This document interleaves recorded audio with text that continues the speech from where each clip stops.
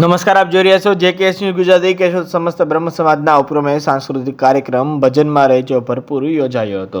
કેશોદના આંગણે ગુજરાત રાજ્ય સંગીત નાટક અકાદમી ગાંધીનગરના સહયોગ દ્વારા અને સપ્તક સંગીત વિદ્યાલય જુનાગઢ આયોજિત સપ્તબ્રહ્મ સમાજના ઉપક્રમે ભક્તિ સંગીતનો એક અનોખો કાર્યક્રમ સ્વામી વિવેકાનંદ ટાઉન હોલ કેશોદ ખાતે યોજવામાં આવ્યો હતો. ભજનમાં રહેજો ભરપૂર ભક્તિ સંગીતના અનોખા કાર્યક્રમના ઉદ્ઘાટન સર્વજ્ઞાતિ સમાજ મંડળના પ્રમુખ હરદેવસિંહ રાયજાદા, ચેમ્બર ઓફ કોમર્સના પ્રમુખ ડાયાલાલ વેકરિયા, તાલુકા પંચાયતના કેશોદના પ્રમુખ ભનાભાઈ ઓડેદરા, આઝાદ ક્લબના પ્રમુખ ડૉક્ટર હમીરસિંહ વાળા, ભારત વિકાસ પરિષદના સ્થાપક ડૉક્ટર સ્નેહલ તન્ના, રાજુભાઈ બોદર, મુકેશભાઈ સાતા, પ્રવીણભાઈ વિઠલાણી, વિજયભાઈ દેવાણી સહિત બ્રહ્મ સમાજના આગેવાનો ઉપસ્થિત રહ્યા હતા. આ તકે મુખ્ય મહેમાનોના હસ્તે દીપ પ્રાગટ્ય કરી મહાનુભાવોના ખેસ પહેરાવી ભવ્ય સ્વાગત કરી કાર્યક્રમનો પ્રારંભ કરવામાં આવ્યો હતો. ભજનમાં રહેજો ભરપૂર ભક્તિ સંગીતના અનોખા કાર્યક્રમના ઉદ્ઘાટન હરદેવસિંહ રાયજાદાએ એમના ઉદ્બોધનમાં કહ્યું હતું કે આજના ઝડપી યુગમાં ભૌતિક સુખ પાછળ માણસ આંધળી દોટ મૂકે છે,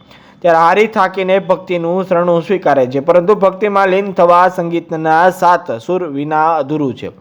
માનવ જીવનમાં આદિકાળથી માનવી ત્રિવિધના તાપ આદિ ભૌતિક, આદિ દૈવિક અને આધ્યાત્મિક અને પરાસ્તા કરવા જ ઝૂમે છે. રોટી, કપડાં, મકાન, ચીજવસ્તુ તથા શરીરની લગતી તકલીફોને અધિભૌતિક તાપ કહેવાય છે. આધિભૌતિક દૂર કરવામાં પુરુષાર્થ કામ લાગે છે. ભૂકંપ, નદીઓમાં આવતા પૂર, લીલો કે સૂકો દુષ્કાળ, વાવાઝોડા અને ચક્રવાત તથા તેવા પ્રકારની કુદરતી આફતોને આધિદૈવિક તાપ કહેવાય છે. આધિદૈવિક તાપ સહન કરવો પડે, તેની અસર ઓછામાં ઓછી થાય તેવા પગલાં લઈ શકાય, તેમાંથી સ્વરથા બચી ન શકાય. મનને થતા સંતાપ અને મનોવૈજ્ઞાનિક સમસ્યાને આધ્યાત્મિક તાપ કહેવાય છે. ઈચ્છા મુજબ થાય તો આધ્યાત્મિક આનંદ મળે અને ઈચ્છા મુજબ ન થાય તો આધ્યાત્મિક તાપ અનુભવાય.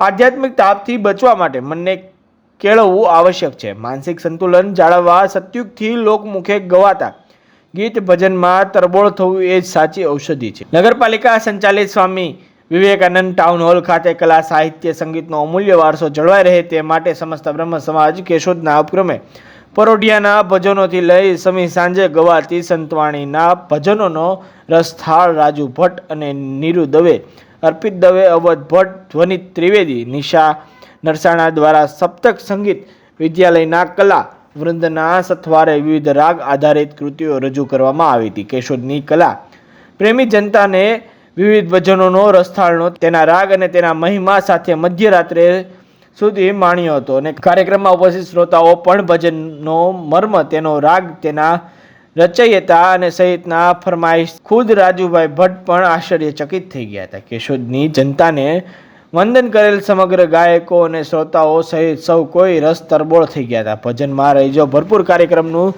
સંકલન સપ્તક સંગીત વિદ્યાલય જુનાગઢના વિપુલભાઈ ત્રિવેદીએ કર્યું હતું. જેકેએસ ન્યૂઝ સાથે રાજુ પંડ્યા, કેશોદ. કેશોદ સમસ્ત બ્રહ્મ સમાજના પ્રમુખ રાજુભાઈ પંડ્યા. કેશોદ શહેરમાં કલા રસિકો માટે ગુજરાત રાજ્ય નાટક એકાડમી ગાંધીનગરના આર્થિક સહયોગથી અને સપ્તક સંગીત વિદ્યાલય જુનાગઢના સહયોગથી કેશોદ સમસ્ત બ્રહ્મ સમાજના યજમાન પદે લોકસંગીત અને ભજનનો કાર્યક્રમ ભજનમાં રહેજો ભરપૂર કેશોદના ટાઉન હોલ ખાતે યોજવામાં આવેલો હતો.